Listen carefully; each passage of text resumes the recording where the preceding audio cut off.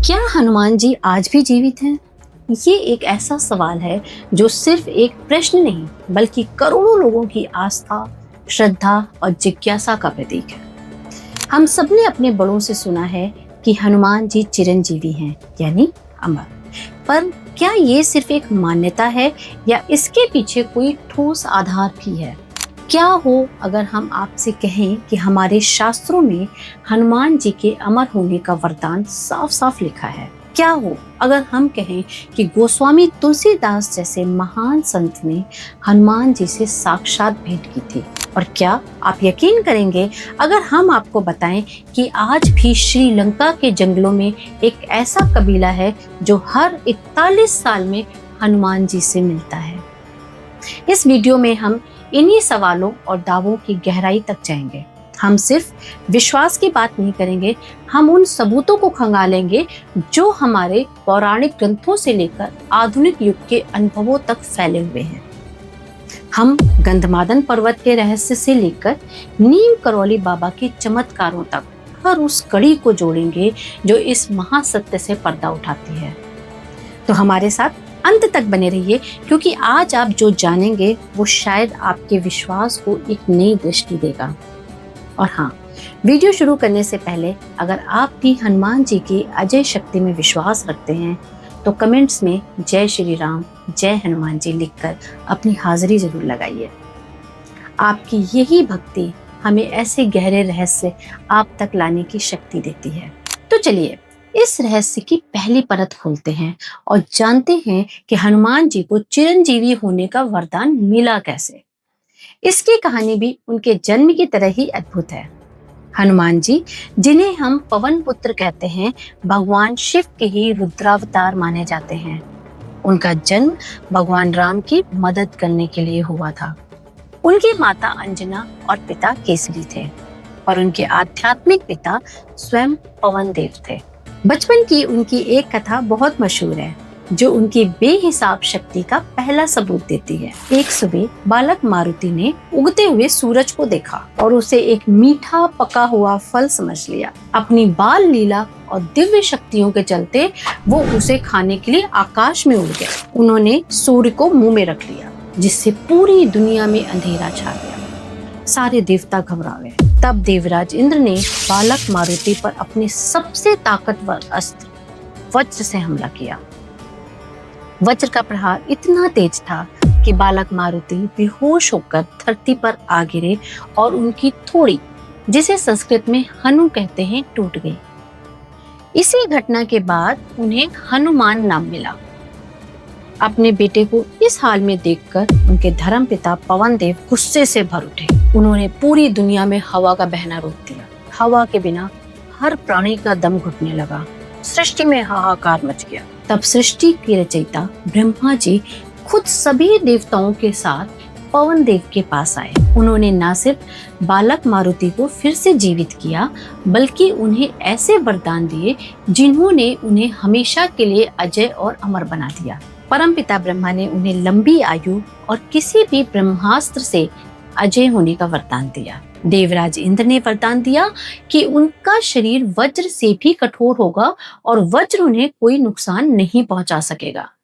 साथ ही उन्होंने हनुमान जी को इच्छा मृत्यु का वरदान भी दिया। अग्निदेव ने उन्हें आग से अभय होने का वरदान दिया और साथ ही कि अग्नि उन्हें कभी जला नहीं पाएगी, ये भी वरदान दिया। वरुण देव ने उन्हें पानी से कभी कोई खतरा न होने का आशीर्वाद दिया। पवन देव ने उन्हें खुद से भी ज्यादा तेज गति का वरदान दिया। सूर्य देव ने उन्हें अपने तेज का 100वां हिस्सा और सारे शास्त्रों का ज्ञान देने का वचन दिया। यमराज ने उन्हें अपने दंड से निडर और हमेशा स्वस्थ रहने का वरदान दिया। भगवान शिव ने उन्हें अपने किसी भी अस्त्र से कभी ना हारने का आशीर्वाद दिया। इन सभी वरदानों ने हनुमान जी को अष्ट सिद्धियों और 9 निधियों का स्वामी बना दिया। वो शारीरिक और मानसिक रूप से इतने ताकतवर हो गए कि कोई भी शक्ति उन्हें हरा नहीं सकती थी। ये सिर्फ वरदान नहीं थे, ये इस बात का ऐलान था कि हनुमान जी कोई साधारण वानर नहीं है, बल्कि एक ऐसी शक्ति हैं जो युगों युगों तक धर्म की रक्षा के लिए धरती पर मौजूद रहेंगे।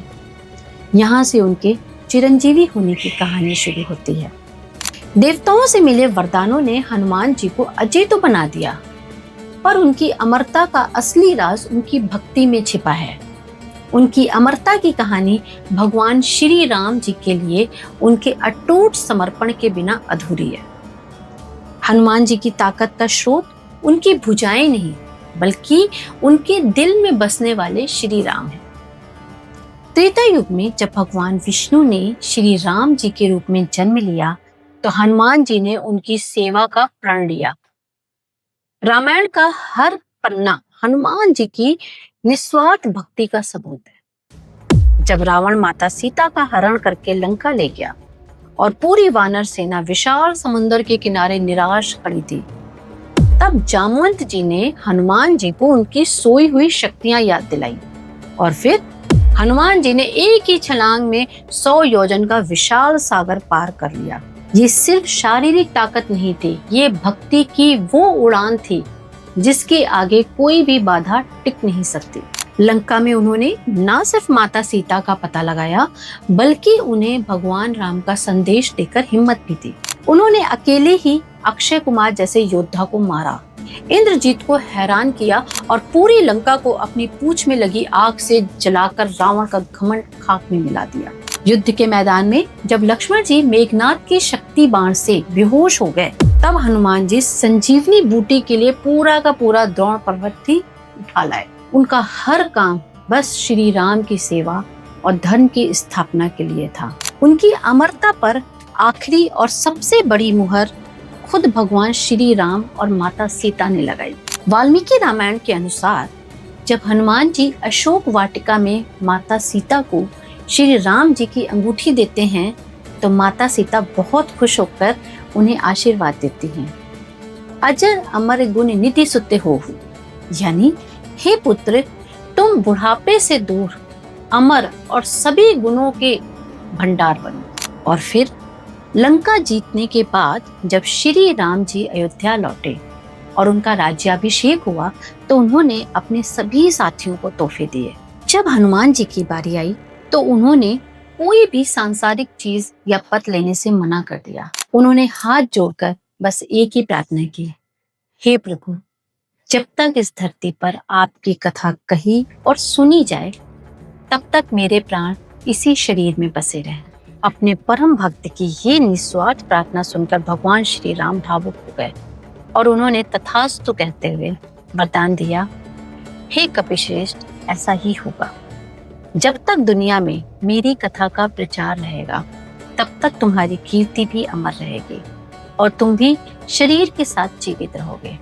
यही वो वचन है जिसके कारण ये विश्वास है कि आज भी इस कलयुग में जहाँ भी सच्ची श्रद्धा से रामचरितमानस का पाठ होता है या राम नाम का कीर्तन होता है, वहाँ हनुमान जी किसी न किसी रूप में मौजूद रहते हैं। उनका अमर होना सिर्फ एक वरदान नहीं, बल्कि उनकी भक्ति का मीठा फल है। तो अब सबसे बड़ा सवाल उठता है, अगर हनुमान जी आज भी जीवित हैं, तो वो रहते कहाँ हैं? हमारे पौराणिक ग्रंथों और पुरानी मान्यताएं सभी एक स्वर में एक रहस्यमय और दिव्य जगह की ओर इशारा करती हैं। गंधमादन पर्वत। श्रीमद् भागवत पुराण से लेकर महाभारत तक कई ग्रंथों में साफ साफ लिखा है कि कलयुग में हनुमान जी गंधमादन पर्वत पर रहते हैं। ये पर्वत हिमालय में कैलाश पर्वत के उत्तर में बताया जाता है। आज के नक्शे के हिसाब से ये इलाका तिब्बत में पड़ता है। गंधमादन का मतलब है खुशबू से मदमस्त करने वाला पर्वत। माना जाता है कि ये पहाड़ दिव्य जड़ी बूटियों और खुशबूदार फूलों से भरा है। इस पर्वत का महत्व सिर्फ हनुमान जी के रहने की वजह से नहीं है। ये वही पर्वत है जिसका एक हिस्सा हनुमान जी संजीवनी बूटी लाते समय अपने साथ ले आए थे। महाभारत काल में भी गंधमादन पर्वत का एक अहम जिक्र आता है। जब पांडव वनवास में थे, तो एक दिन द्रौपदी को सहस्त्र दल कमल पाने की इच्छा हुई। सहस्त्र दल कमल मीन्स जिस कमल की 1000 पंखुड़ियां हों। उनकी इच्छा पूरी करने के लिए महाबली भीम गंधमादन पर्वत की ओर चल पड़े। रास्ते में उन्होंने एक बूढ़े वानर को अपनी पूंछ फैलाए लेटे देखा। भीम को अपनी ताकत पर बहुत घमंड था। उन्होंने उस वानर से अपनी पूंछ हटाने को कहा। उस वानर ने कहा, मैं बहुत बूढ़ा और कमजोर हूँ, तुम खुद ही मेरी पूंछ हटाकर आगे निकल जाओ। भीम ने अपनी पूरी ताकत लगा दी, लेकिन वो उस वानर की पूंछ को 1 इंच भी नहीं हिला सके। तब भीम का घमंड टूट गया और उन्होंने हाथ जोड़कर उस वानर से अपना परिचय देने को कहा। तब हनुमान जी अपने असली रूप में आए और उन्होंने भीम को विनम्रता का पाठ पढ़ाया। ये कहानी इस बात का सबूत है कि द्वापर युग में भी हनुमान जी गंधमादन पर्वत पर ही रहते थे। मान्यता है कि ये जगह आम इंसानों की पहुंच से बहुत दूर है। कहा जाता है कि इस पर्वत पर आज भी कई सिद्ध ऋषि, मुनि और देवता रहते हैं। ये एक ऊर्जा का केंद्र है, एक ऐसी दिव्य भूमि जहां हनुमान जी आज भी भगवान राम की भक्ति में लीन हैं और वहीं से अपने भक्तों की रक्षा करते हैं। बहुत से साधक और योगी आज भी इस पर्वत की यात्रा करने की कोशिश करते हैं, इस उम्मीद में कि शायद उन्हें पवन पुत्र हनुमान जी की एक झलक मिल जाए। ये पर्वत सिर्फ एक जगह नहीं, बल्कि आस्था का एक जीता जागता केंद्र है, जो हमें बताता है कि हनुमान जी हमसे बहुत दूर नहीं हैं। शास्त्रों और पुराणों के अलावा कलयुग में हनुमान जी की मौजूदगी का सबसे बड़ा प्रमाण उन महान संतों और सिद्ध पुरुषों के अनुभव हैं, जिनके जीवन में हनुमान जी ने खुद आकर उनकी मदद की। ये अनुभव सिर्फ कहानियां नहीं, बल्कि भक्ति और विश्वास की वो रोशनी है जो सदियों से हमारा रास्ता दिखा रही है। इनमें सबसे बड़ा नाम है वो स्वामी तुलसीदास जी का। आज हम जिस रामचरितमानस और हनुमान चालीसा का पाठ करते हैं, वो उनकी ही देन है। कहा जाता है कि तुलसीदास जी को भगवान राम के दर्शन की गहरी इच्छा थी। एक मान्यता के अनुसार उन्हें ये आभास हो गया था कि हनुमान जी खुद वेश बदलकर उनकी राम कथा सुनने आते हैं। कथा के अनुसार हनुमान जी ने ही तुलसीदास जी को भगवान राम के दर्शन का रास्ता बताया। उन्होंने कहा, चित्रकूट के घाट पर संतों की भीड़ लगेगी, वहां राम और लक्ष्मण बालक रूप में आएंगे। और हनुमान जी के बताए संकेत से ही तुलसीदास जी को भगवान राम के दर्शन हुए। ये घटना इस बात का सबसे बड़ा प्रमाण है कि हनुमान जी न केवल खुद मौजूद हैं, बल्कि वो अपने भक्तों को भगवान तक पहुंचने का जरिया भी बनते हैं। अगर हम आधुनिक समय की बात करें तो 20वीं सदी के एक महान संत हुए नीम करौली बाबा, जिन्हें उनके भक्त हनुमान जी का ही अवतार मानते हैं। उनका पूरा जीवन चमत्कारों और सेवा से भरा था।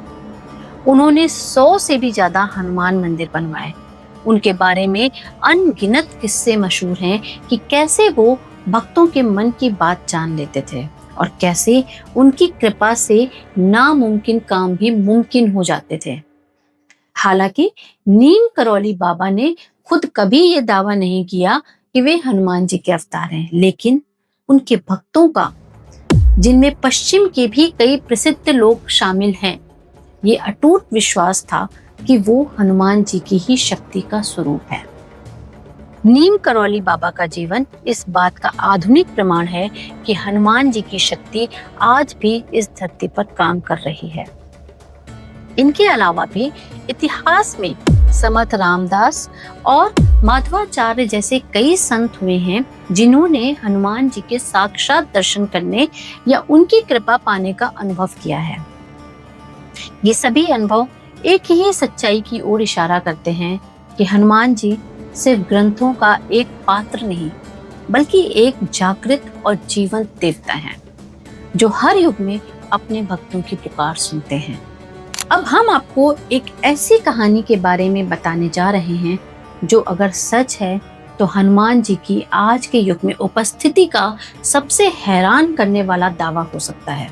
ये कहानी है श्रीलंका के घने जंगलों में रहने वाले एक रहस्यमयी कबीले की, जिसे कुछ लोग मतंग जनजाति के नाम से जानते हैं। एक आध्यात्मिक संगठन सेतु की शोध पर आधारित कुछ रिपोर्ट्स में ये दावा किया जाता है कि भगवान हनुमान जी हर 41 साल में इस कबीले के लोगों से मिलने आते हैं। ये कबीला बाहरी दुनिया से लगभग पूरी तरह कटा हुआ है। इस दावे के मुताबिक भगवान श्री राम जी के वैकुंठ जाने के बाद हनुमान जी अयोध्या से निकलकर श्रीलंका के इन जंगलों में आ गए थे। यहाँ मतंग समुदाय के लोगों ने उनकी बहुत सेवा की, जिससे खुश होकर हनुमान जी ने उन्हें वचन दिया कि वे उन्हें ब्रह्म ज्ञान देने के लिए हर 41 साल में उनसे मिलेंगे। इस कहानी को और भी रहस्यमय बनाती है हनु पुस्तिका नाम की एक लॉग बुक। कहा जाता है कि जब हनुमान जी इस कबीले के साथ रहते हैं तो उनके द्वारा कही गई बातों को कबीले का मुखिया एक पुस्तिका में दर्ज करता है। इस संगठन का दावा है कि पिछली बार हनुमान जी 27 मई 2014 को इन लोगों से मिलकर गए थे और अब अगला आगमन 41 साल बाद यानी 2055 में होगा। दोस्तों, यहाँ पर यह जानना जरूरी है कि इस कहानी की कोई स्वतंत्रता या वैज्ञानिक पुष्टि नहीं हुई है। ये पूरी तरह से एक आध्यात्मिक समूह के शोध और दावों पर आधारित है। फिर भी ये कल्पना ही मन में सिरहन पैदा कर देती है कि कहीं दुनिया के किसी कोने में कुछ लोग ऐसे भी हैं जो आज भी हनुमान जी से मिलते हैं। ये इस संभावना को बल देता है कि हनुमान जी की उपस्थिति सिर्फ एक पौराणिक सत्य ही नहीं बल्कि एक समकालीन रहस्य भी हो सकती है। ग्रंथों, संतों के अनुभवों और श्रीलंका की रहस्यमय कहानी के अलावा भी ऐसे कई संकेत और अनुभव हैं जो आम भक्तों को कलयुग में हनुमान जी की उपस्थिति का एहसास कराते हैं। ये सबूत किसी लैब में परखे नहीं जा सकते, लेकिन करोड़ों भक्तों के दिलों में इनकी सच्चाई किसी भी वैज्ञानिक प्रमाण से बढ़कर है। सबसे पहला और बड़ा विश्वास है हनुमान चालीसा की शक्ति। लाखों लोगों का अनुभव है कि कैसे मुश्किल समय में जब सारे रास्ते बंद हो जाते हैं तब हनुमान चालीसा का पाठ करने से उन्हें एक अनदेखी ताकत का सहारा मिला और उनकी परेशानियां दूर हो गई।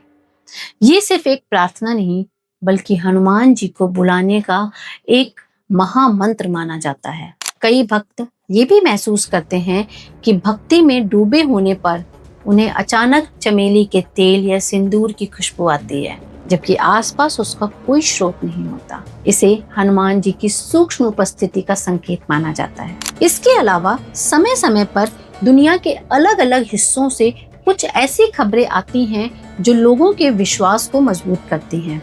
जैसे कुछ साल पहले आंध्र प्रदेश और थाईलैंड जैसी जगहों पर विशाल पैरों के निशान पाए जाने के दावे किए गए, जिन्हें कई लोगों ने हनुमान जी से जोड़ा।